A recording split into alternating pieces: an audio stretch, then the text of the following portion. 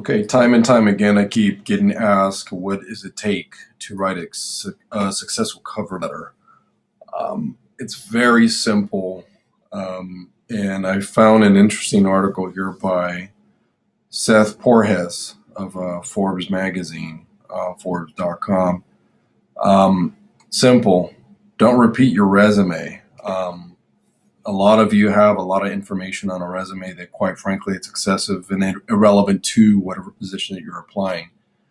Um, it's about truth stretching, but a lot of people, as it reads here, a lot of people write cover letters as if they were paragraph form resumes. Um, Fact is, your letter will be stapled or attached to the same email as your actual resume, so you can assume that they at least glance at it. But reality is, you need to use your cover letter to show your authenticity, kind of like your personality, is what he says here. Um, and he shares a favorite pro tip: Google around for the history of your field or company, and sprinkle some cool historical facts in your cover letter, or even use one as a lead. Um, he gives an example. If he was applying for a job in the tech field, he might want to talk about how thrilling it was to see Moore's law transform technology before my eyes, yada, yada, yada. Relevant to our industry is you can mention one of the instructors, one of your projects, one of anything from our curriculum that you actually felt very passionate about. Um, bring it to light. And number two, keep it short. Less is more. Just like your mixes, less is more. Don't overdo it. Don't overmix it. Don't overthink it. Three paragraphs tops. I even think that's a little bit excessive. Try to keep it to two and a half. Half a page, skip lengthy exposition, and jump right into something juicy. Just think about the elevator speech. I don't know if you guys have ever had the chance to know about an elevator speech, but you have exactly 30 seconds.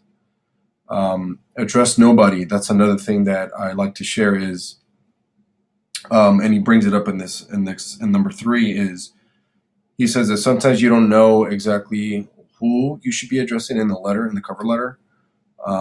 So kind of stay shy away from the dear hiring manager or to whom it may concern. That's pretty old school. It doesn't work all the time anymore. We're living in a new age now where they just want you to jump right into the body of the letter. Just say, hey, my name is so and so. This is what I do. These are the advantages of hiring me, and you'll benefit because of this. Do you always want a takeaway? Because they're going to want to know eventually, hey, what's in it for me if I hire you? I used to be a hire manager at Singular Wireless a long time ago. This was like 2003. And one of the main things that I would want to know is what makes you so unique and different, and how can you contribute to my store, for example. And nine times out of 10, it was the wrong answer. That's how, and not much has changed. It's just basically the technology that has been magnifying what we are and what we do. So it is what it is. So another thing is document, like the actual format. Not every office computer can read docx, the Word document X, or Pages files, which is Mac compatible only. But virtually everybody can open a PDF file without any conversion. That's what he says here, number four. File conversions, he says, are bad for two huge reasons. First, they're just as likely to not bother and move on to the next applicant. So the quicker and the more accessible it is for them to open your file, the better. And not to mention that the second reason why conversions are bad is they can introduce formatting errors. So your resume and your cover letter could look all weird.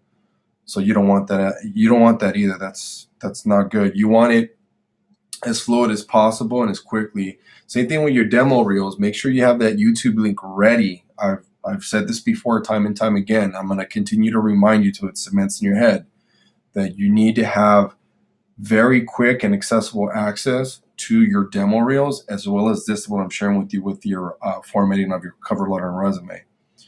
And well, it says here, never ever use the following phrase, my name is so-and-so, and I'm applying for the position as the yada, yada, yada.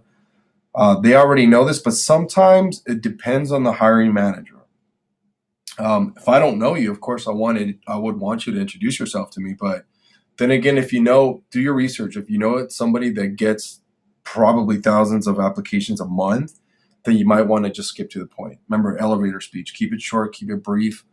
Tell them what's in it for them. And he shares number 6, close very strong, finish off by quickly.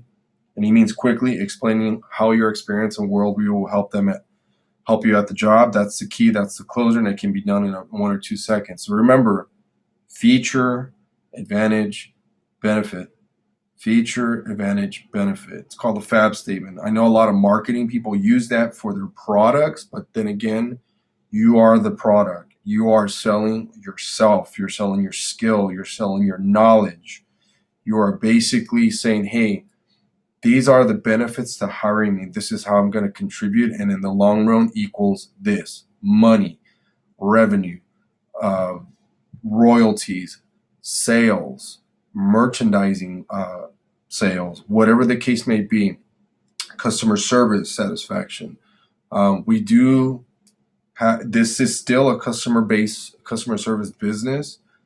You are serving somebody, because if it only serves one way, it could only last so long. It's a very cheap high when it's only self-serving. So I'll attach the link to the article here on this video. And if you guys have any questions, like I said before, feel free to ask. I'm here to help.